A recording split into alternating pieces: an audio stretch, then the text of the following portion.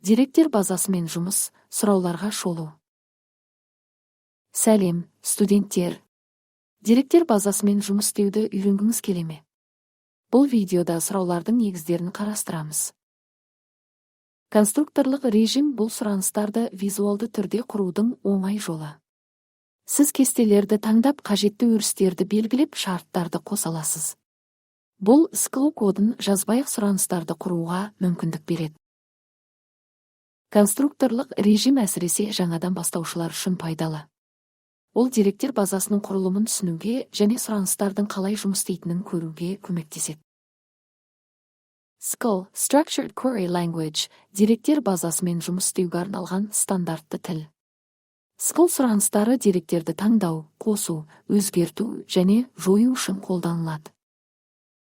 SQL-ды үйрену сізге деректер базасын толық бақылауға мүмкіндік береді. Сіз күрделі сұраныстарды жазып, деректерді өңдеудің әртүрлі тәсілдерін қолдана аласыз. Веб парақшалар деректер базасымен байланысу арқылы динамикалық мазмұнды көрсете алады. Бұл үшін серверлік тілдер, мысалы PAP, Python және деректер базасының драйверлері қолданылады. Веб парақша деректер базасына сұрау жібереді, деректерді алады және оларды пайдаланушыға көрсетеді.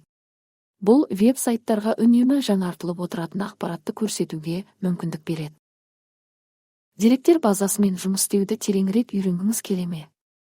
Арнамызға жазылыңыз және басқа да пайдалы видеоларды көріңіз. Сұрақтарыңызды комментарийге жазыңыз, біз жауап беруге тырысамыз.